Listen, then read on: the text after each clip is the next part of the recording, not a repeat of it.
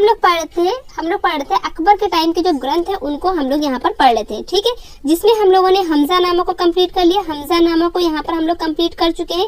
इसके अलावा हम लोग तूतीनामा को भी कंप्लीट कर चुके हैं, तूतीनामा भी आपका यहाँ पर हो गया है।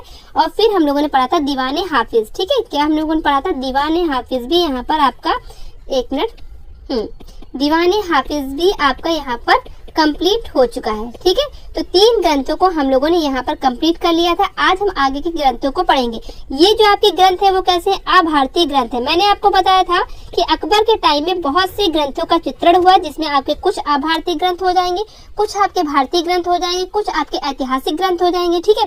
जिनमें हम लोगों ने अभारतीय ग्रंथों में किसको पढ़ लिया था? हमजानामा कंप्लीट हो चुका है, जिसमें आपका हमजानामा जो ग्रंथ है, ठीक है, ये आपका बहुत ही इंपॉर्टेंट ग्रंथ हो जाएगा किसके? अकबर के टाइम का। इसके अलावा आपका तूतीनामा हो जाएगा, दीवाने हाफिज हो जाएगा, तो इनको हम लोग कंप्लीट कर चुके हैं। आगे के क्या पर ग्रंथों को आज हम लोग कंप्लीट कर लेंगे, ठीक है। जितने भी ग्रंथ बच रखते हैं तो आज हम लोग सारे ग्रंथों को कंप्लीट कर लेंगे। लेकिन अभी भी आपका अकबर के टाइम की जो चित्रकला है वो अभी कंप्लीट नहीं हुआ है, ठीक है। आगे की क्लास में हम लोग देखेंगे अकबर के टाइम की जो चित्रकला है उसमें क्या क्या चीजें महत्वपूर्ण, क्या क्या फैक्ट बनते हैं, क्या क्या विशेषता है, वो आगे की क्लास में देखेंगे। आज हम लोग क्या देखेंगे? सिर्फ ग्रंथ देखेंगे, क्योंकि ग्रंथ से क्वेश्चन आते हैं। तो ग्रंथों को आपको, जितने भी ग्रंथ है वो सारे ही ग्रंथों को आपको पढ़ना है, ठीक है। यहाँ पर हम लोग देखेंगे आज भारतीय ग्रंथ। पहले देखेंगे सबसे पहले भारतीय कथाओं के आधारित जो ग्रंथ है जिनका चित्रण किसके टाइम में हुआ है? अकबर के टाइम में हुआ है, उनको हम लोग यहाँ पर देखेंगे। सबसे पहले किसको देखेंगे? अनवारे सुहेली को देखेंगे। फिर हम लोग देखेंगे रज़्मनामा को देखेंगे। इसके अलावा भी आपको ऐतिहासिक ग्रंथ मिलेंगे। आज आपको काफी ग्रंथ यहाँ पर पढ़ने को मिलेंगे। बस आप वीडियो को शुरू से एंड तक देखिए, क्लास को शुरू से एंड तक देखिए, आपको सारी चीजें समझ में आ जाएंगी, ठीक है। अभी मेरी गले में दर्द गई नहीं है, आपको मेरी आवाज से लग रहा होगा अभी पूरी तरीके से मेरा गला ठीक नहीं हुआ है, ठीक है। सबसे पहले हम लोग देखेंगे अनवारे सुहेली देखेंगे। यहाँ पर देखिए ये जो ग्रंथ है ये क्या है? पंचतंत्र का क्या है? पंचतंत्र का ईरानी संस्करण। किसका? पंचतंत्र का ईरानी संस्करण है। कौन? अनवारे सुहेली, ठीक है। तो ईरानी संस्करण है, ठीक है। तो इस तरीके से आपको ये याद रखना है। इसकी क्या है? 4 प्रतियां मिली है। एक तो आपकी कहाँ मिली है? लंदन। एक तो आपकी यहाँ पर सबसे पहले याद रखिएगा वाराणसी, ठीक है, वाराणसी आपको याद रखना है, ठीक है। दूसरी आपकी कहाँ से हो जाएगी? लंदन हो जाएगी। तीसरी आपकी कहाँ से हो जाएगी? रामपुर, ठीक है। और चौथी भी आपकी कहाँ से हो जाएगी? लंदन। तो आपकी इसमें 4 प्रतियां मिलती हैं। अनवारे सुहेली की 4 प्रतियां आपको प्राप्त हैं, जो आपकी एक तो है भारत कला भवन वाराणसी में सुरक्षित है, दूसरी आपकी हो जाएगी यहाँ पर कहाँ गया? लंदन में हो जाएगी, दूसरी आपकी लंदन में हो जाएगी, और तीसरी आपकी कहाँ हो जाएगी? रामपुर स्टेट लाइब्रेरी रामपुर में क्या है? संग्रहित है। चौथी आपकी रॉयल एशियाटिक सोसाइटी लंदन में संग्रहित है। तो 4 प्रतियां आपको किसकी मिल जाती हैं? अनवारे सुहेली की मिल जाती हैं, जो अलग अलग संग्रहालय में, अलग अलग म्यूजियम में संग्रहित हैं। समझिए यहाँ पर 1598 ईस्वी की जो लाहौर में इसका चित्रण हुआ था, ये संग्रहित कहाँ पर है? यानी कि इसके 27 चित्र, यानी कि इसके 27 चित्र कहाँ संग्रहित है? भारत कला भवन वाराणसी में संग्रहित है। किसके? अनवारे सुहेली की जो प्रति है, जो 1598 में जिसका चित्रण हुआ, कहाँ हुआ था? लाहौर में हुआ था। जिसके 27 चित्र कहाँ पर संग्रहित है? भारत कला भवन वाराणसी में संग्रहित है। भारत भवन भोपाल, भारत कला भवन वाराणसी में, कई बार आपको बता चुकी हूँ, ठीक है। इसके अलावा यहाँ पर अगर हम बात करें तो यहाँ पर 16 कलाकारों का नाम मिलता है, ठीक है। तो इसमें क्या है? आपके 16 कलाकारों का नाम मिलता है। ये जो आपकी ये चित्रित पुस्तक है, इसमें आपको जो है 16 कलाकारों का नाम मिल जाता है, जिसमें आपके कौन कौन से हो जाएंगे? एक तो आपके बसावन हो जाएंगे, जगन्नाथ हो जाएंगे, फारूक चेला हो जाएंगे, धर्मदास हो जाएंगे, ठीक है, मुकुंद हो जाएंगे, मिस्कीन हो जाएंगे, महेश हो जाएंगे, जगन्नाथ हो जाएंगे, नंद हो जाएंगे, खालिया हो जाएंगे, ठीक है, कावला हो जाएंगे, और मनोहर लाल हो जाएंगे, शंकर हो जाएंगे, माधव हो जाएंगे, और अनंत हो जाएंगे। यानी कि इन कलाकारों का जिक्र आपको इसमें मिल जाता है, ठीक है। समझ में बात आई? इसके अलावा मैंने आपको बता, दूसरी जो प्रति है जो कब बनी थी? 1570 ईस्वी में, ठीक है, निर्मित हुई। और ये कहाँ पर रखी हुई? School of oriental and African studies London में है, ठीक है। तीसरी प्रति मैंने आपको बताया रामपुर स्टेट लाइब्रेरी रामपुर में संग्रहित है। चौथी आपकी हो जाएगी एशियाटिक सोसाइटी लंदन में संग्रहित है, यानी कि सुरक्षित है, यानी कि रखी हुई है। तो इस तरीके से 4 प्रतियां हम लोगों ने देख ली किसकी? अनवारे सुहेली की, जो क्या है? पंचतंत्र का ईरानी संस्करण है। समझ में बात आई? आगे हम देखेंगे, यहाँ पर आगे चीज देखेंगे, इसी पंचतंत्र का एक अरबी नाम भी है, जिसे क्या बोलते हैं? कलीला दिमना बोलते हैं। क्या बोलते हैं? कलीला, ठीक है, कलीला दिमना। बहुत अच्छे से आपको याद रखना है, कलीला दिमना, ठीक है। तो इसी पंचतंत्र का एक अरबी नाम क्या है, कलीला दिमना है। और कलीला दिमना के आधार पे ही अकबर ने, कलीला दिमना के आधार पे ही अकबर ने, ठीक है, अकबर ने अबुल फजल से, किससे, अबुल फजल से क्या किया था, एक मतलब जो है अनुवाद कराया था, जो किसके नाम से फेमस है, अय्यार दानिश के नाम से फेमस है। समझ में बात है? तो अय्यार दानिश के नाम से फेमस है। अकबर ने एक क्या है अनुवाद कराया था, किससे, अबुल फजल से, ठीक है। और क्या है, किस नाम से फेमस है, तो ये अय्यार दानिश के नाम से फेमस है, जिसमें क्या अकबर ने पशु पक्षियों के किस्से कहानी वाले ग्रंथ था, ठीक है। तो अकबर ने ही पशु पक्षियों के किस्से कहानी वाले ग्रंथ का एक अन्य अनुवाद अबुल फजल से कराया, ठीक है। किसके आधार पर, कलीला दिमना के आधार पर, जो किस नाम से फेमस है, तो अय्यार दानिश के नाम से फेमस है। क्लियर बात हुई? तो आगे हम चलते हैं। और ये जो है कब कंप्लीट हुआ था, कब पूरा हो पाया था, तो 1588 में कंप्लीट हो पाया था। कब हो पाया था, तो 1588 में ये क्या है, कंप्लीट हो पाया था। 1588 में कंप्लीट हो पाया था। कौन सा मैं बता रही हूँ, यहाँ पर मैं बात कर रही हूँ अनवारे सुहेली की मैं बात कर रही हूँ, ठीक है।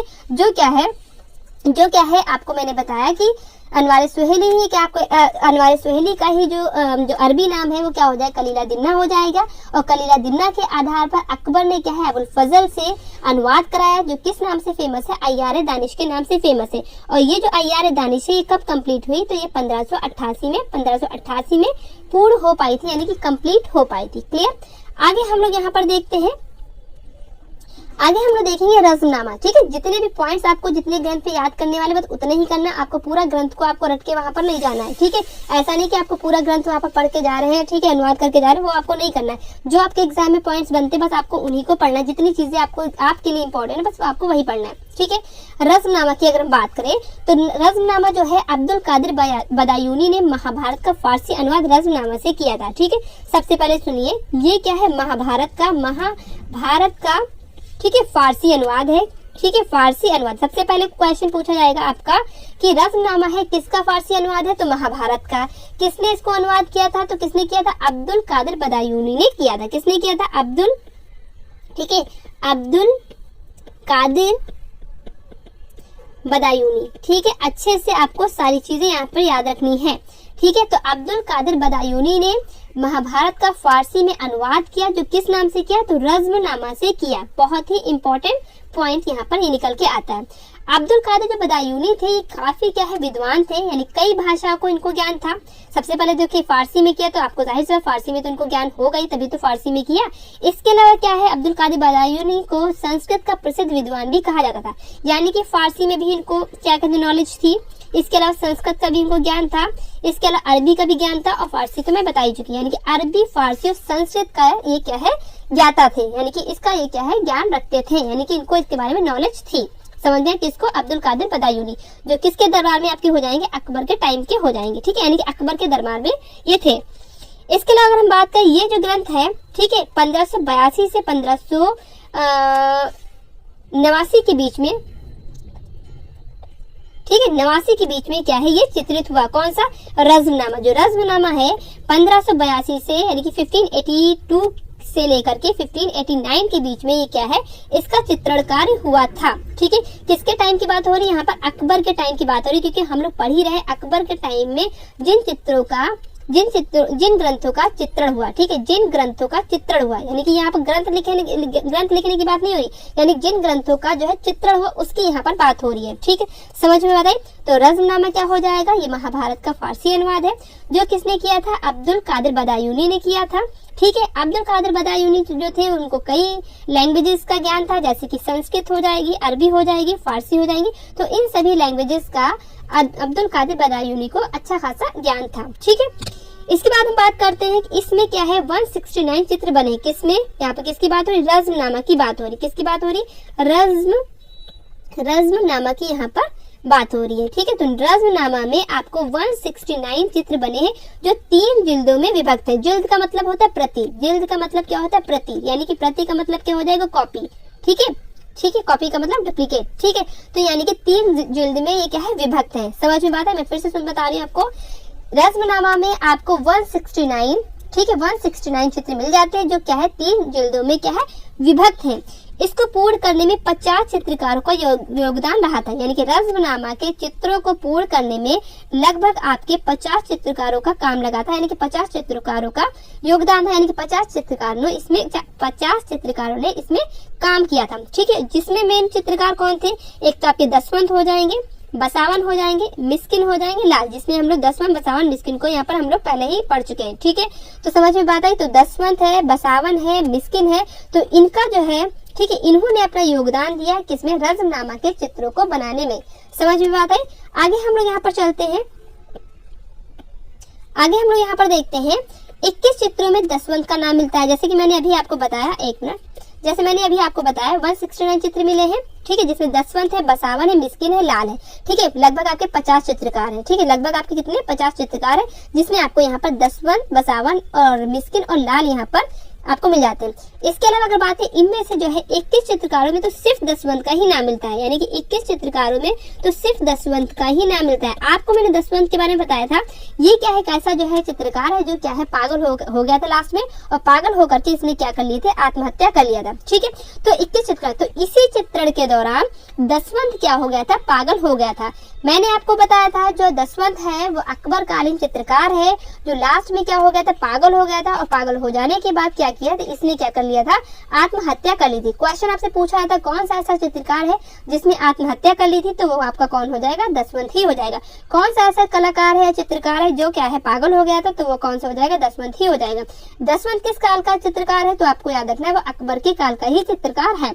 ये किस जाति का था? तो आपको मैंने बताया था ये कहार जाति का था। ठीक है, तो कहार जाति का जात का ये था। समझ में आया? तो ये सारी चीजें मैंने आपको किसके बारे में बताई थी? दसवंत के बारे में बताई थी। ठीक है, और ये किस शैली में सिद्धहस्त था? तो मैंने बताया था जयपुरी और आराइसी शैली में सिद्धहस्त था। कौन? दसवंत। समझ में बताई। अब देखिए, ये जो आपका रज्मनामा है, सॉरी हाँ, रज्मनामा जो है आपका, तो उस समय यानी कि उस समय जिसका जो चित्रण हुआ था, इसमें कितना खर्च लगा था, कितना पैसा लगा था? तो उस टाइम की अगर पैसे की बात करें, इस टाइम के पैसे की बात नहीं है, उस टाइम की अगर पैसे की बात करें तो 4 लाख रुपए, लगभग आपके 4 लाख रुपए यहाँ पर खर्च हुए थे, ऐसा कहा जाता है। कितने रुपए खर्च हुए थे? तो 4 लाख रुपए यहाँ पर खर्च हुए थे इसको पूर्ण करने में। समझ में आई? समझ में बात आ गई। इसके अलावा ये सारी चीजें आपको यहाँ पर याद करनी है। ओके, आगे हम लोग यहाँ पर देखते हैं, ये हो गया। आगे हम लोग यहाँ पर देखते हैं, देखिए कर्नल टी.एच. हैंडले, ठीक है, कर्नल ही है, कोलोनल मत इसको पढ़ लेना। Colonel TH. हैंडले ने अपनी पुस्तक में रज्मनामा के 148 चित्र छापे। जो ये हैंडले थे, ठीक है, या हैंगले थे, हैंडले भी लिखा आता है, हैंगले भी लिखा आता है, तो इन्होंने 148 चित्र क्या है? 148 चित्र किसके? रज्मनामा के। किसके? रज्मनामा के अपनी पुस्तक में छापे। ठीक है, जितने भी ये जो आपके क्रिटिक्स होते थे, तो वो क्या है, उनको सुरक्षित रखने के लिए अपनी अपनी पुस्तक में इसको छापते थे।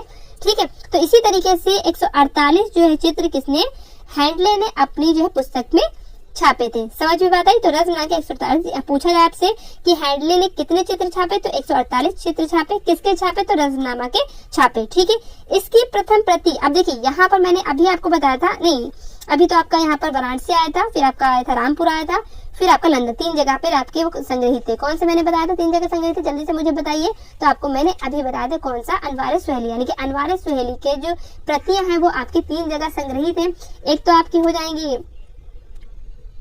ठीक है, एक तो आपकी हो जाएंगी, आपकी लंदन हो जाएगी यहाँ पर, और फिर आपको रामपुर मैंने बताया था। इसके अलावा मैंने बताया था क्या कहते हैं, लंदन, रामपुर, बनारस, और दो लंदन हो जाएगी, 2 लंदन, 1 रामपुर, 1 बनारस। तो ये आपके यहाँ पर संग्रहित है। इसके बारे में मैंने यहाँ पर आपको बता रखा है रज्मनामा के। ठीक है, तो यहाँ पर मैंने आपको बताया था, ठीक है, सॉरी अनवारे सुहेली। ठीक है, रज्मनामा तो पढ़ ही रहे हम लोग हैं। ठीक है, 1 मिनट रुकिए, कहाँ पर हम लोग चल रहे हैं, रुकिए। हाँ, यहाँ पर अनवारे सुहेली के बारे में हम लोगों ने बताया था। तो रज्मनामा तो अभी हम लोग पढ़ ही रहे हैं। ठीक है, रज्मनामा तो अभी हम लोग पढ़ ही रहे हैं। तो रज्मनामा के जो चित्र हैं वो कहाँ पर आपके संग्रहित है? ठीक है, रज्मनामा, तो इसकी भी जो है चित्र भी देखेंगे। इसमें हम सबसे पहले देखेंगे इसकी क्या कई प्रतियां इसकी भी है। जैसे कि आपकी अनवारे सुहेली की 4 प्रतियां मैंने आपको बताई, जो आपकी एक रामपुर में, जो आपकी देखिए अनवारे सुहेली, आप कंफ्यूज यहाँ पर ना होइएगा, अनवारे सुहेली मैंने आपको बताया अनवारे, ठीक है, सुहेली, अनवारे सुहेली के बारे में मैंने बताया। जो आपकी एक क्या हो जाएगी? बनारस में मैंने बताया, बनारस, और दूसरी आपकी बताई रामपुर, रामपुर और 2 आपकी थी लंदन में, ठीक है, लंदन म्यूजियम में संग्रहित 3 में। तो इसी तरीके से यहाँ पर भी आपको क्या याद रखना है, तो यहाँ पर किसकी यानी कि किसकी आपकी रज्मनामा की जो प्रति है वो कहाँ पर संग्रहित है, 1 मिनट, कहाँ पर इसकी प्रथम प्रति सवाई मानसिंह द्वितीय संग्रहालय में संग्रहित है, जो कहाँ पर है, जयपुर में। तो सवाई मानसिंह द्वितीय संग्रहालय या म्यूजियम कहाँ पर है, तो जयपुर में। सवाई मानसिंह द्वितीय संग्रहालय कहाँ पर है, तो जयपुर में है। अगर आपसे क्वेश्चन पूछा जाए सवाई मानसिंह द्वितीय संग्रहालय कहाँ पर है, तो आपको याद रखना है ये कहाँ पर है, जयपुर में है। जिसकी एक प्रति कहाँ पर संग्रहित है, ठीक है, किसकी एक प्रति यहाँ पर संग्रहित है, तो रज्मनामा की, किसकी संग्रहित है, रज्मनामा की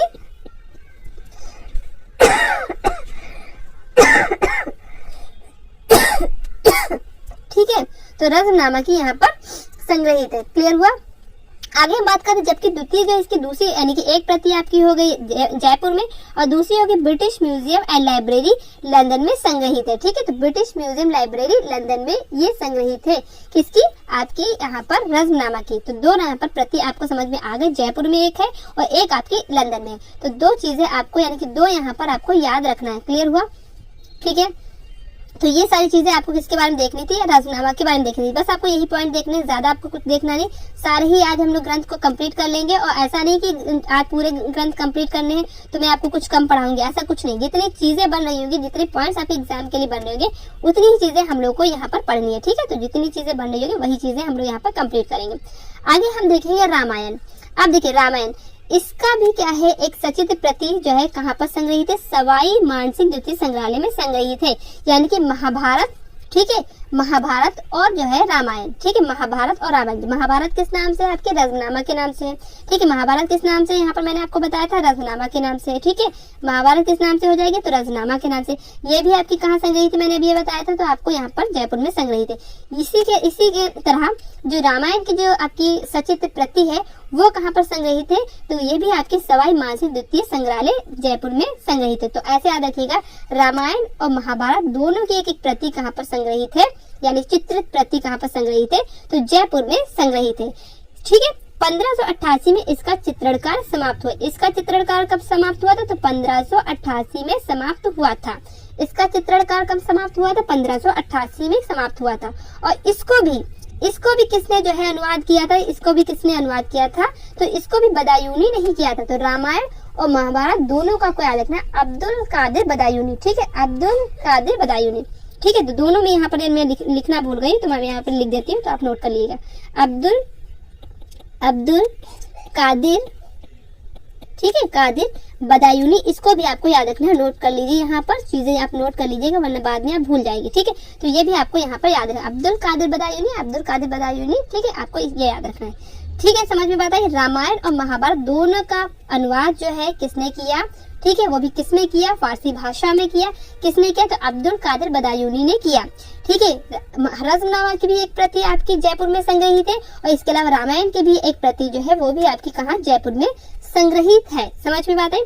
सन 1588 में इसका चित्रण कार्य क्या होता है, समाप्त होता है। इस ग्रंथ में रज्मनामा वाली चित्र शैली देखने को मिलती है, यानी कि जिस तरीके से रज्मनामा में चित्रण कार्य हुआ है, जिस तरीके उसमें चित्रण कार्य होता है, उसी तरीके से रामायण की जो चित्र प्रति बनी हुई है, तो उसमें भी उसी तरीके से झलक मिल जाती है, यानी कि उसी तरीके से काम इसमें भी हुआ है। समझ में आए। और ये भी कहाँ पर संग्रहित है, तो ये भी आपके सवाई मानसिंह द्वितीय संग्रहालय जयपुर में संग्रहित है। समझ में बात है। तो यहाँ पर रामायण को भी हम लोगों ने कंप्लीट कर लिया। इसके अलावा अन्य भारतीय कथाओं में हम लोगों को किसको पढ़ना है, एक तो अथर्ववेद को पढ़ना है, यानी कि अथर्ववेद में क्या चीज पढ़नी है, 2-3 पॉइंट पढ़ ले। राजतरंगिणी को पढ़ना है, नल दमयंती को पढ़ना है, ये दमयंती है, ठीक है। फिर लीलावती को पढ़ना है और हरवंश पुराण को पढ़ना है, ठीक है। तो हरवंश पुराण को यहाँ पर पढ़ना है। बस थोड़े पॉइंट इसमें देखने हैं। इसके बाद हम लोग ऐतिहासिक जो ग्रंथ है उसको हम लोग यहाँ पर कंप्लीट करेंगे। सबसे पहले हम देखेंगे अथर्ववेद। अब इसमें क्या देखना है, इसका भी फारसी अनुवाद हुआ, जैसे कि रामायण का फारसी अनुवाद हुआ, ठीक है। रज्मनामा का हमजानामा बोल रहे, रज्मनामा का फारसी अनुवाद हुआ, ठीक है। रामायण का और महाभारत का फारसी अनुवाद हुआ, अब्दुल कादिर बदायूनी ने किया। उसी तरीके से अथर्ववेद का भी फारसी में अनुवाद हुआ। अथर्ववेद का भी फारसी में अनुवाद हुआ। किसने किया था? तो हाजी इब्राहिम ने किया था। किसके द्वारा हुआ? तो हाजी इब्राहिम के द्वारा हुआ। किसके द्वारा हुआ? हाजी इब्राहिम के द्वारा हुआ। आपको बहुत अच्छे से याद करना है। जब ग्रंथ आप पढ़ लेंगे तो आप कंफ्यूज हो जाएंगे किसने किसका जो है अनुवाद किया था, किस भाषा में किया था, तो आप बाद में कंफ्यूज हो जाएंगे। तो आप बहुत अच्छे से साथ साथ में लर्न करते चलिए, ठीक है। जल्दी के चक्कर में मत रहिए, आप आराम से लर्न करते चलिए, ठीक है। साथ साथ में लर्न कर लीजिए कि आपको बाद में रिवीजन ही ना करना पड़े, ठीक है। तो यहाँ पर समझ में आया। तो इसका फारसी अनुवाद किसने किया? हाजी इब्राहिम ने किया। रास तरंगिणी किसने द्वारा लिखी है? तो रास तरंगिणी लिखी किसने है? तो आपको याद रखना कलहड़ के द्वारा लिखी गई है। रास तरंगिणी किसने लिखी है? तो कलहड़ ने लिखी है, ठीक है। किसने लिखी है? कलहड़ ने लिखी है, आपको याद रखना। रास तरंगिणी किसने लिखी? कलहड़ ने लिखी है, ठीक है। तो इस तरीके से ये आपको याद हो गया। इसका फारसी अनुवाद किसने किया? मुल्ला शाह मोहम्मद शाहाबादी ने किया। बहुत इंपॉर्टेंट, मुल्ला शाह मोहम्मद शाहाबादी, ठीक है। तो शाहाबादी आपको यहाँ पर याद रखना है किसके लिए? रास तरंगिणी के लिए। और लिखा किसने है, यानी चित्रणकारी किसने, सॉरी लिखा किसने? देखिए मेन जो पुस्तक है ये रास तरंगिणी, वो किसने लिखी? कलहड़ ने लिखी। और जो फारसी अनुवाद किया किसने किया? शाहाबादी ने किया, ठीक है। जाहिर सी बात पहले तो लिखी गई होगी ना, फिर बाद में उसका ट्रांसलेशन हुआ, ऐसा तो नहीं है नहीं कि पहले ट्रांसलेशन हो जाएगा। तो पहले किसने लिखी? कलहड़ ने लिखी। और फारसी में अनुवाद किसने किया? तो शाहाबादी ने किया। किसका? रास तरंगिणी का। अथर्ववेद की अगर बात करें तो मैंने बता दिया हाजी इब्राहिम ने, ठीक है। इसके अलावा आपको याद रखना जो अथर्ववेद है, जैसे कि आपको पता है हमारे क्या है, कितने वेद है, मुख्य क्या आपके वेद कितने हैं? तो 4 वेद है। कितने वेद है? मैंने आपको बताया 4 वेद है। तो कौन सा एक हो जाएगा? एक तो आपको हो जाएगा ऋग्वेद, ठीक है। एक आपका हो जाएगा ऋग्वेद, दूसरा हो जाएगा आपका सामवेद। समझ लीजिए ये भी क्वेश्चन पूछा है इसलिए आपको याद रखना सामवेद। तीसरा आपका हो जाएगा यहाँ पर यजुर्वेद, ठीक है, यजुर्वेद। चौथा आपका हो जाएगा, यहाँ पर लिख देती हूँ मैं, अथर्ववेद, ठीक है। अब देखिए इसमें कौन कौन से पॉइंट आपके एग्जाम में बनते हैं वो मैं आपको यहाँ पर बता देती हूँ। देखिए जो ऋग्वेद है इसमें क्या सबसे पहले कला शब्द का प्रयोग हुआ है। ऋग्वेद में, यहाँ पर मैं लिखती हूँ, ऋग्वेद में सबसे पहले ठीक है, सबसे पहले कला शब्द का प्रयोग हुआ था किसमें? ऋग्वेद। अगर आपसे क्वेश्चन पूछा जाए सबसे पहले कला शब्द का प्रयोग किसमें हुआ, तो आपको याद रखना है किसमें हुआ, तो आपको याद रखना है ऋग्वेद में हुआ, ठीक है। लेकिन अगर आपसे पूछा जाए सबसे पहले कला शब्द का प्रयोग चित्रकला के रूप में किसमें हुआ, जल्दी से मुझे कमेंट बॉक्स में बताइए। सबसे पहले कला शब्द का प्रयोग चित्रकला के रूप में किसमें हुआ, जल्दी से मुझे कमेंट बॉक्स में बताइए किसमें हुआ था। तो आपको क्या याद रखना है, जल्दी से बताइए, जल्दी से कमेंट, आप वीडियो को पॉज करके आंसर दीजिए अपना, ठीक है। जल्दी से आंसर दीजिए किसमें हुआ। तो बिल्कुल आपको क्या याद रखना है? नाट्य शास्त्र आपको याद रखना है। समझ में बात आई? दोनों चीजें आप समझ लीजिए।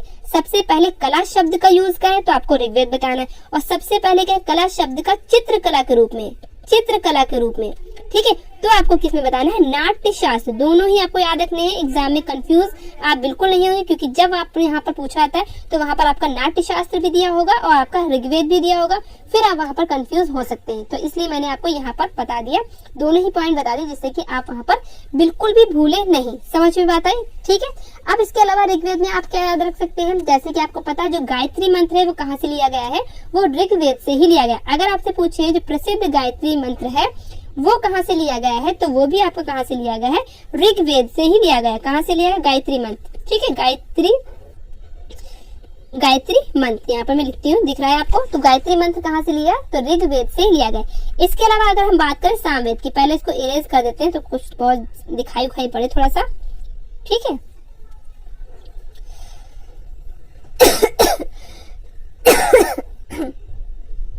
ठीक है, तो यहाँ पर फिर हम लोग बात करेंगे सामवेद। जो सामवेद है ये आपका ऐसा ग्रंथ है, ठीक है, जो क्या है, जिसे क्या कहा जाता है? भारतीय संगीत का जनक कहा जाता है। यानी कि अगर आपसे पूछे भारतीय संगीत का जनक किस ग्रंथ को कहा जाता है, ठीक है, भारतीय संगीत का जनक, ठीक है, भारतीय संगीत का जनक किसे कहा जाता है?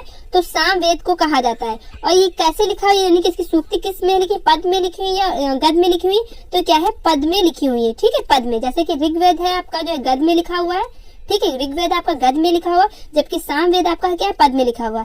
इसके अलावा अगर हम बात करें यजुर्वेद की, यहाँ पर बात करें, ठीक है, यजुर्वेद की हम यहाँ पर बात करें, यहाँ पर ये वाली की इसकी बात करें, तो यजुर जो वेद है ये क्या है? एक ऐसा ग्रंथ है जो गद और पद दोनों में लिखा गया है। गद और पद दोनों में लिखा गया है। ठीक है, तो ये पॉइंट आपको याद रखने हैं। ऋग्वेद से आपको क्या लिया गया है, गायत्री मंत्र लिया गया है। ठीक है, कला शब्द का सबसे पहले यूज किस में हुआ, तो ऋग्वेद में हुआ। सामवेद किसे कहते हैं, भारतीय संगीत का जनक के रूप में पूछा जाए तो आपको सामवेद याद रखना है, जो किस में लिखा हुआ, पद में लिखा हुआ। यजुर्वेद एक ऐसा ग्रंथ है जो गद और पद दोनों में लिखा गया है, गद और पद दोनों में लिखा गया है, और इसे क्या युद्ध शास्त्र से भी संबंधित है। ठीक है, ये जो वेद है किससे संबंधित है, युद्ध शास्त्र से भी संबंधित है। पूछा जाए कौन सा वेद युद्ध शास्त्र से संबंधित है, तो आपको याद रखना है यजुर्वेद हो जाएगा। अब बात करते हैं यहाँ पर अथर्ववेद की बात करते हैं। देखिए, जो अथर्ववेद है, ठीक है, तो इसमें क्या है, आपको जादू टोने का जिक्र मिल जाता है। किसका जिक्र मिल जाता है, जादू टोने का जो जिक्र पूछा जाए तो आपको किसमें याद रखना है, अथर्ववेद को आपको याद रखना है। यानी कि जादू टोना है, तंत्र मंत्र है, ठीक है, दवाई वगैरह है, ठीक है, दवा वगैरह है, मेडिसिन है। ठीक है, तो इन सब का जो चीज, इन सब का जो जिक्र है, इन सब के बारे में किसमें मिलता है, तो अथर्ववेद में मिलता है। ठीक है, तो वेदों के बारे में आपको ये चीजें आपको याद रखनी। ये जितनी भी चीजें मैंने बताई है वो अलग अलग एग्जाम में अलग अलग तरीके से पूछी गई है, आपके आर्ट में भी पूछी जाती है, इसलिए मैंने यहाँ पर आपको क्लियर कर दी। ठीक है, आपने ना नोट किया तो वीडियो को पॉज कर करके आप स्क्रीनशॉट ले लीजिए। इसके बाद हम लोग बात करते हैं नल दमयंती की बात करते हैं। अब देखिए, नल दमयंती, नल और दमयंती, नल और दमयंती। नल क्या है, पुरुष थे, और दमयंती क्या है, दमयंती क्या है, महिला थी। ठीक है, तो नल दमयंती क्या है आपको अच्छे से पता है। नल दमयंती के बारे में आपको एक कहानी प्रचलित है। किसमें कहानी प्रचलित है, नल दमयंती की।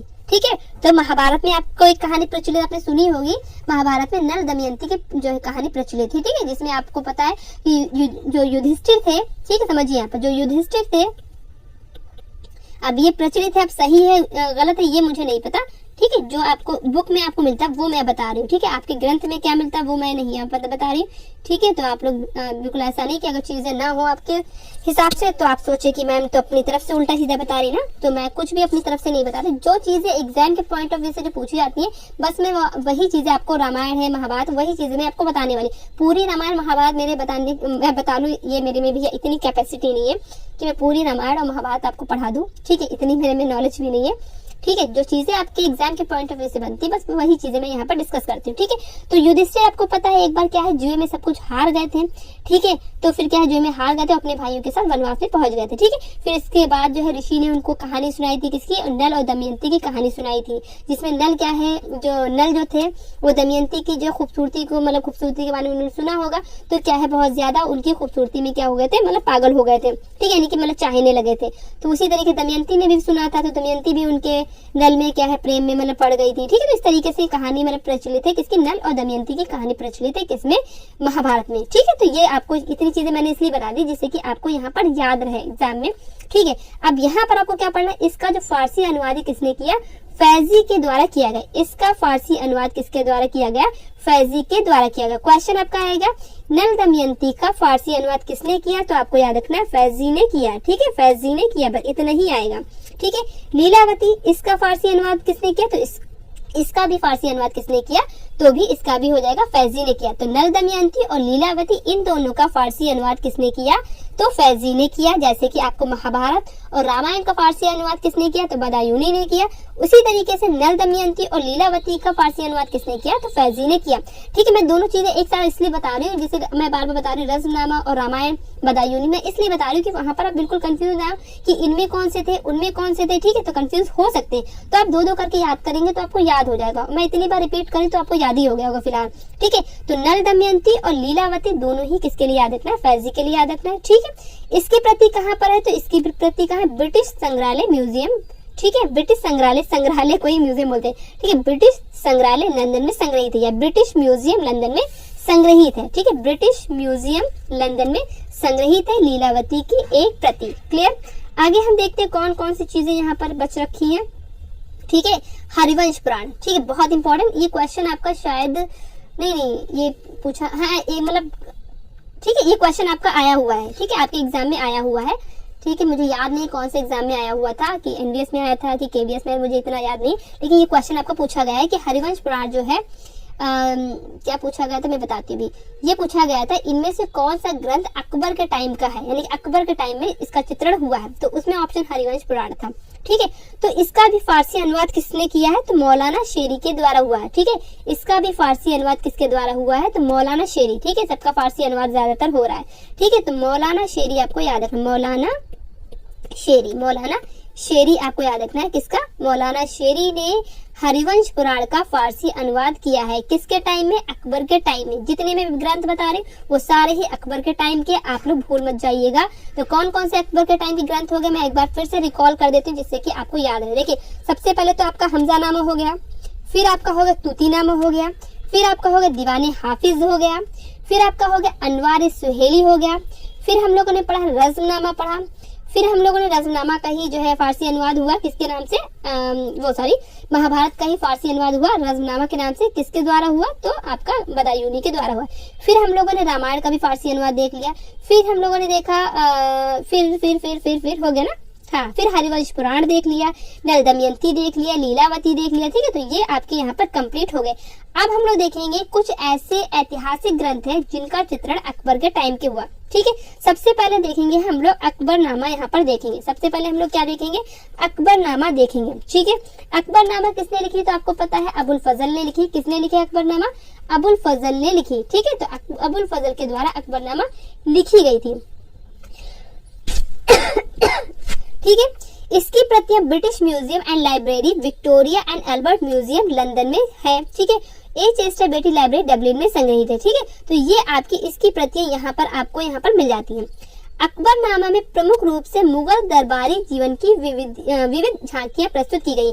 यानी अकबरनामा में क्या है, अकबरनामा में क्या है, देखिए मुगल दरबार की जो झांकियां हैं, ठीक है, उनका जो है यहाँ पर जिक्र मिलता है। किसमें, अकबरनामा में मिलता है। ठीक है, चित्रों में क्या है, अकबर की सेना है, दरबार है, शान शौकत है, तो इन सब के बारे में यहाँ पर आपको मिल जाता है। यानी कि अकबरनामा में अकबर के टाइम की जो सेना है, ठीक है, शान शौकत है, किस तरीके से अकबर रहते थे, तो इस तरीके के चित्रण यहाँ पर मिल जाते हैं। यहाँ पर अनेक साधु संतों, आखेटकों, कृषकों, चारवाहों और लोक जीवन के अनेक दृश्यों का अंकन है। ठीक है, तो यहाँ पर आपको साधु संत का भी अंकन मिल जाता है, आखेटक मतलब शिकारियों का भी अंकन मिल जाता है, कृषक मतलब जो आपके किसान होते हैं, चरवाहे तो आपको पता ही है। ठीक है, लोक जीवन के आधारित जो चित्र है, ठीक है, या दृश्य है, तो इस तरीके के दृश्य अंकन यहाँ पर आपको मिल जाते हैं। किसमें, अकबरनामा में। ठीक है, किसमें आपके मिल जाते हैं, अकबरनामा में मिल जाते हैं। ठीक है, तो ये आपको यहाँ पर समझ में आ गया। कहीं कहीं क्या है, तंबू आपको पता है, जैसे टेंट होते जिसे बोलते हैं। ठीक है, निवास के चित्र भी आपको मिल जाते हैं, जिसमें क्या संगीतज्ञ के, पहलवान के, गणितज्ञ के, दास दासियों के, तो इन सभी का अंकन आपको किसमें मिलता है, अकबरनामा में मिलता है। अकबर काल में बनी अकबरनामा की प्रति सर्वश्रेष्ठ है। अकबर काल में देखिए सबसे पहली, मैंने आपको बताया, सबसे पहली चित्रण के लिए प्रयोग की जाने वाली जो प्रति थी तो वो कौन सी थी, आपकी हमजानामा थी। ठीक है, सबसे पहले आपने कौन सी पढ़ी थी, हमजानामा पढ़ी थी। ठीक है, अगर पूछा जाए सर्वश्रेष्ठ आपकी कौन सी हो जाएगी, सबसे अच्छी कौन सी हो जाएगी, सर्वश्रेष्ठ कौन सी हो जाएगी, तो आपकी हो जाएगी सर्वश्रेष्ठ। ठीक है, सर्वश्रेष्ठ कौन सी हो जाएगी, तो वो आपकी हो जाएगी, कौन सी हो जाएगी, अकबरनामा हो जाएगी। समझ में बात आई, तो ये दोनों पॉइंट आपको याद रखना है। आप हमजानामा और अकबरनामा में बिल्कुल भी कंफ्यूज नहीं होंगे। ठीक है, अब इसके अलावा आपको याद रखना है इसके 117 चित्र कहाँ पर संग्रहित है, Victoria and Albert museum London में संग्रहित है। ठीक है, इसके 117 चित्र कहाँ पर संग्रहित है, तो Victoria and Albert museum London में संग्रहित है। इस प्रति के चित्रों में यथार्थता अधिक उजागर होती है, यानी कि इसके चित्र कैसे यथार्थ तरीके से हैं, रियलिटी वाले चित्र हैं। ठीक है, तो यथार्थता यहाँ पर उजागर होती है, किसमें, अकबर में होती है, अकबरनामा में होती है। समझ में आया, किसके द्वारा लिखी गई थी, तो आपको पता है अबुल फजल के द्वारा लिखी गई थी। अबुल फजल कौन है, तो अबुल फजल क्या है, जो अबुल फजल है वो क्या है, अकबर के नवरत्नों में से ही आते हैं। ठीक है, इसके अलावा आपको याद रखना है जो अकबरनामा है, ठीक है, अकबरनामा जो है इसमें क्या है, जो सबसे अच्छा चित्र पूछे तो आपको याद रखना सलीम के जन्म वाला जो चित्र है वो सर्वश्रेष्ठ चित्र कहलाता है। कौन सा चित्र, सलीम का जन्म। ठीक है, सलीम का जन्म या सलीम के जन्म वाला जो चित्र है वो क्या है, सबसे बेहतरीन चित्रों में आता है। सबसे बेहतरीन चित्र में पूछा जाए तो आपको याद रखना है कौन सा हो जाएगा, सलीम का जन्म। और इसके अलावा एक और चित्र है जिसको बोलते हैं रणथंभौर किले की घेराबंदी। ठीक है, मैंने यहाँ पर लिख भी रखा है। तो दो चित्र आपको याद रखने हैं, ऑप्शन के अकॉर्डिंग लगाना, दोनों ही ऑप्शन में दिया हो तो आपको सलीम का जन्म लगाना है। ठीक है, अगर सलीम का जन्म आपको ना मिले तो आपको रणथंभौर किले की जो घेराबंदी वाला जो चित्र है वो भी आपका अकबरनामा के बेहतरीन चित्रों में आ जाता है। ठीक है, तो दोनों ही चित्र आपको अच्छे से यहाँ पर याद रखना है। क्लियर? इसके अलावा इसमें देख लेते हैं, देखिए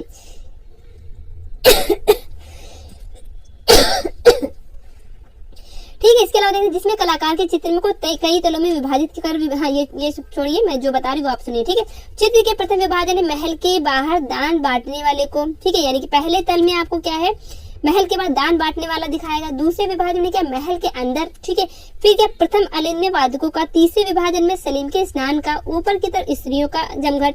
चौथे विभाजन जच्चा बच्चा माँ कमरा, इससे संबंधित चीजें। पांचवें विभाजन में छत पर मोर और छठे विभाजन में चित्र। तो ये सब चीजें आपको यहाँ पर समझ में आ गई होंगी। ये सब चीजें आपको इतना नहीं पढ़ना है। ठीक है, ये सारी चीजें नहीं पढ़ना है, बस आपको इतना पढ़ना। मैं आपको बता रही हूँ अकबरनामा किसने लिखी, तो अबुल फजल ने लिखी।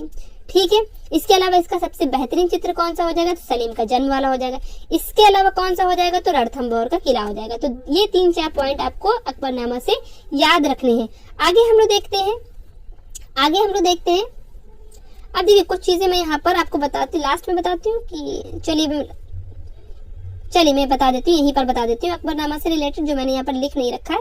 कहाँ पर मैं बताऊँ, यहाँ पर मैं बताऊँ। देखिए अकबरनामा ये जो है, देखिए यहाँ पर मैं लिखती हूँ। देखिए जो अकबरनामा जो पुस्तक है वो क्या है, 3 जिल्दों में बटी हुई है। ठीक है, देखिए मैं लिखती हूँ अकबरनामा जो पुस्तक है, यहाँ पर लिखते चलिएगा, ये चीज मैं लिखना भूल गई हूँ, तो आप लिख लीजिए अकबरनामा जो पुस्तक है वो कितने जिल्दों में बटी, 3 जिल्द में बटी हुई है। 3 जिल्द में, ठीक है, 3 जिल्द में ये बटी हुई है। ठीक है, जिसकी आखिरी जिल्द किसके नाम से फेमस है, आखिरी जिल्द किसके नाम से फेमस है, आईने अकबरी के नाम से फेमस है। किसके नाम से फेमस है, आईने अकबरी,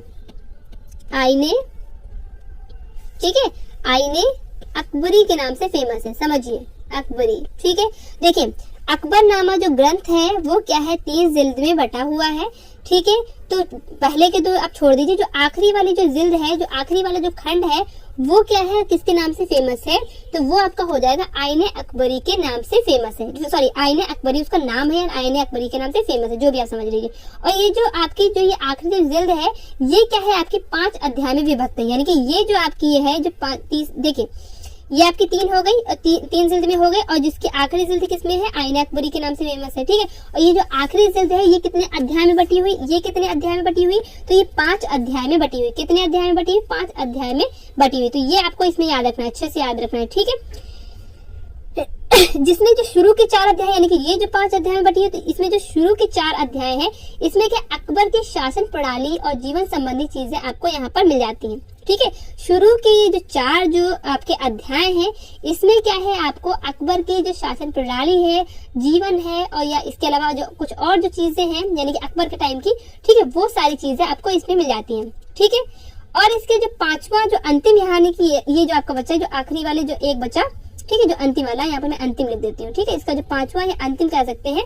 अंतिम में क्या है, क्या मिलता है आपको, अबुल फजल की जीवनी दी गई है। तो इसमें क्या दी गई है, अबुल फजल की जीवनी दी गई, अबुल फजल की जीवनी दी गई है।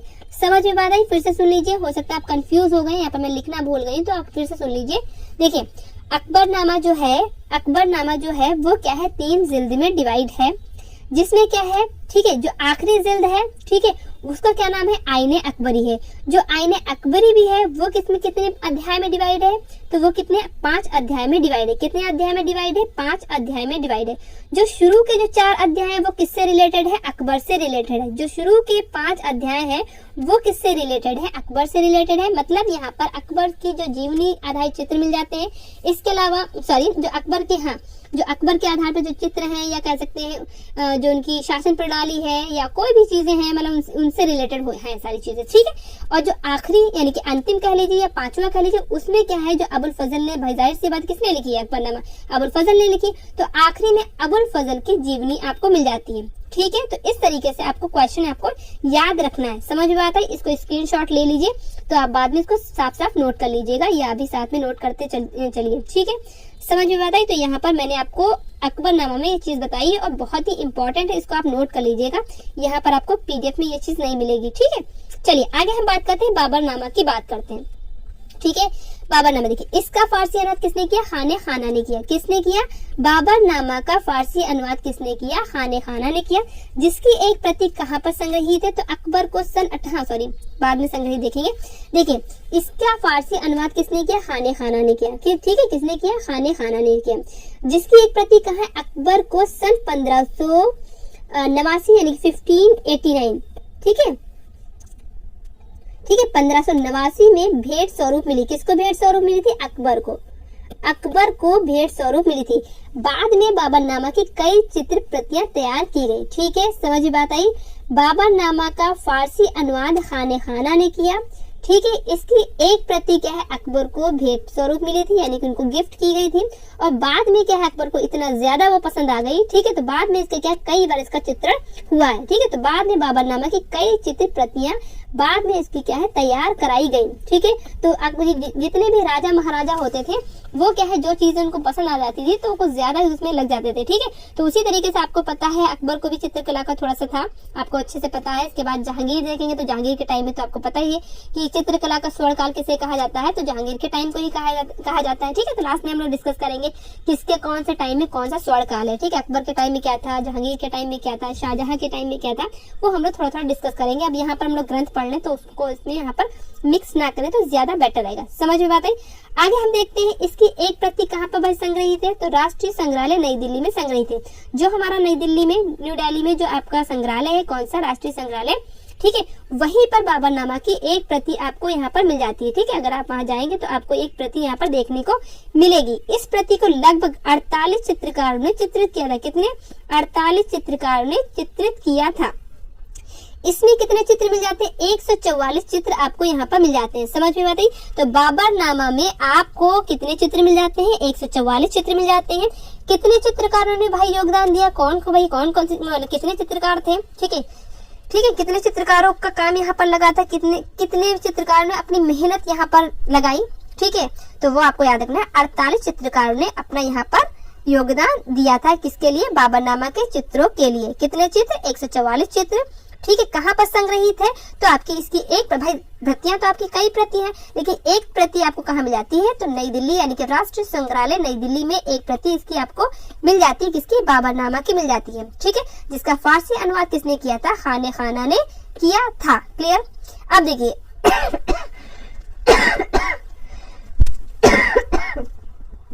अब देखिए इसकी दूसरी प्रति ब्रिटिश संग्रहालय लंदन में है। ठीक है, तो लंदन में भी बहुत सारी चीजें हैं। ठीक है, नई दिल्ली में तो है ही, इसके अलावा लंदन में भी आपको बहुत सारी चीजें मिल जाएंगी। इसके अलावा जो वाराणसी है वहां पर भी आपको बहुत अच्छे से कई चीजें मिल जाती हैं। ठीक है, तो यहाँ पर इसकी दूसरी प्रति आपकी क्या है? ब्रिटिश संग्रहालय लंदन में संग्रहित है। ब्रिटिश म्यूजियम लंदन में संग्रहित है। किसकी? बाबरनामा की एक प्रति आपकी हो जाएगी राष्ट्रीय संग्रहालय नई दिल्ली, दूसरी प्रति हो जाएगी आपकी लंदन हो जाएगी, और तीसरी यहाँ पर तीसरी की बात है ही नहीं, इसमें युवा मंसूर के बनाए पशुओं के सुंदर रेखांकन मिलते हैं। तो बाबरनामा में अगर आपसे पूछा जाए मंसूर के बनाए पशुओं के सुंदर रेखांकन किसमें मिलते हैं? तो किसमें मिलते हैं? बाबरनामा में मिलते हैं। किसमें मिलते हैं? बाबरनामा में मिलते हैं। ठीक है, जिसका अनुवाद किसने किया था? जिसका फारसी अनुवाद किसने किया था? तो किसने किया था? जल्दी से बताइए, अभी मैंने आपको बताया। तो किसने किया था? अब्दुल रहीम खाने खाना ने किया था। क्लियर? ओके, जिसमें क्या है? 48 चित्रकारों ने अपना योगदान दिया। 144 चित्र यहाँ पर आपको मिल जाते हैं। कहीं कहीं पे 183 भी लिखा मिलता है। ठीक है, कहीं पे 183 भी लिखा मिलता है, तो आप वहाँ पर ऑप्शन के अकॉर्डिंग यहाँ पर लगा सकते हैं। ठीक है, समझ में बात आई? इसकी एक प्रति आपकी मिल जाएगी क्या कहते हैं नई दिल्ली में, और दूसरी प्रति आपको मिल जाएगी लंदन में। ठीक है, यहाँ पर मंसूर के बनाए पशुओं के सुंदर रेखांकन मिलते हैं। समझ में बात आई? आगे हम लोग यहाँ पर चलते हैं। ठीक है, समझ में बात आ गई होगी मेरे हिसाब से। ओके, अब हम देखेंगे खानदाने तैमूरिया। ठीक है, खानदाने तैमूरिया। ठीक है, जिसे बोलते हैं तिमूरनामा भी बोलते हैं। क्या बोलते हैं? तिमूरनामा भी बोलते हैं। तिमूरनामा में लिखती हूँ, तिमूरनामा। ठीक है, तो दोनों ही नाम याद रखिएगा, वहां पर पता चले खानदाने तैमूरिया ना दिया हो तो तिमूरनामा भी देख सकते हैं। आंखें बिल्कुल बंद नहीं करेंगे, नहीं मैम ने खानदान तैमूरिया बताया था, तैमूरनामा तो अलग होगा, नहीं बिल्कुल आपको ये याद रखना है। ठीक है, इस ग्रंथ में तैमूर वंश से लेकर के अकबर के 1570 ईस्वी तक की घटनाओं का वर्णन मिलता है। ठीक है, तो आपको याद रखना है तैमूर वंश से लेकर के अकबर के 1577 ईस्वी तक के घटनाओं का वर्णन किसमें मिलता है? खानदान तैमूरिया में मिलता है। ठीक है, इसमें क्या है 132 चित्र बने हुए, कितने चित्र बने? 132 चित्र यहाँ पर मिल जाते हैं। ठीक है, कितने चित्र? 132। जैसे मैंने आपको बताया बाबरनामा में कितने चित्र हो जाएंगे? 144 चित्र, और खानदान तैमूरिया में कितने हो जाएंगे? 132 चित्र यहाँ पर हो जाएंगे। ये पुस्तक प्रमुख रूप से दसवंत द्वारा तैयार की गई थी। अभी मैंने आपको दसवंत बताया था। ठीक है, जो दसवंत कौन था? वो पागल होकर के क्या है लास्ट में पागल हो गया था, और पागल होने के बाद उसने क्या है आत्महत्या कर ली थी। जब हम लोग चीजें देखिए पढ़ेंगे, जब दसवंत का नाम है, किसी का भी नाम है, और जितनी भी चीजें हम लोगों ने पढ़ रखी है उसको फिर से आप रिकॉल कर लेंगे तो आपको वो चीजें याद रहती हैं। ठीक है, वो आपके बिल्कुल रट जाती है। ठीक है, जैसे मैंने दसवंत देखिए पहले आया तब मैंने दसवंत के बारे में चीजें बता दी, फिर दसवंत है, फिर मैंने रिकॉल कर दिया कि आप आत्महत्या की थी, पागल होके मर गया था।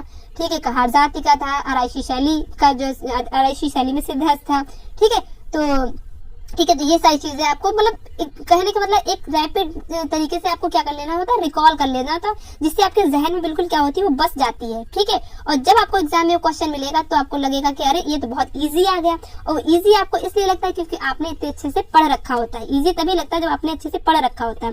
ठीक है, जिसको क्वेश्चन आता है उसके लिए इजी, और जिसको क्वेश्चन नहीं आता उसके लिए टफ। ठीक है, तो यही हो जाता है, तो यही चीज है। ठीक है, तो ये पुस्तक प्रमुख रूप से क्या है दसवंत द्वारा तैयार की गई थी। कौन सी? खानदान तैमूरिया। क्लियर? ये पुस्तक खुदा बख्श ओरिएंटल लाइब्रेरी पटना में रखी हुई है। कहाँ रखी हुई है? कहाँ पर संग्रहित है? तो पटना संग्रहालय में संग्रहित है। कौन सा पटना संग्रहालय?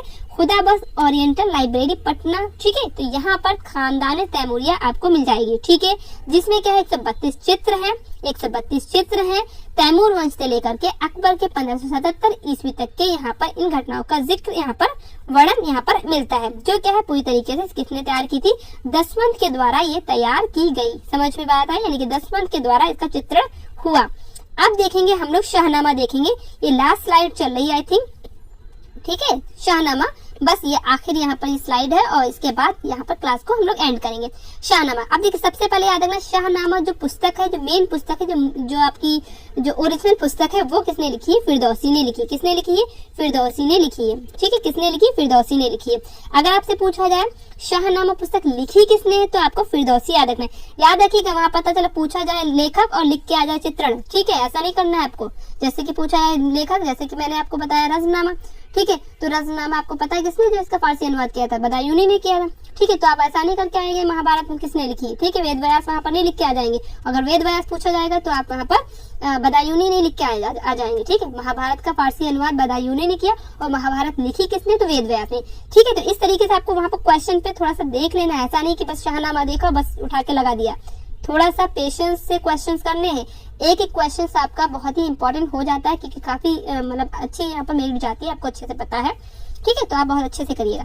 चलिए, इस ग्रंथ में ईरान के राजाओं का इतिहास मिलता है। अब आपसे पूछा जाएगा शाहनामा जो पुस्तक है वहां पर मतलब किस तरीके की पुस्तक है? तो यहाँ पर ईरान के राजाओं का इतिहास मिलता है। किस राजाओं का इतिहास मिलता है? तो ईरान के राजाओं का इतिहास किसमें मिलता है? शाहनामा में मिलता है। ये अकबर के अंतिम समय में चित्रित हुई थी। ठीक है, अकबर के अंतिम समय में चित्रण इसका हुआ था। किसका?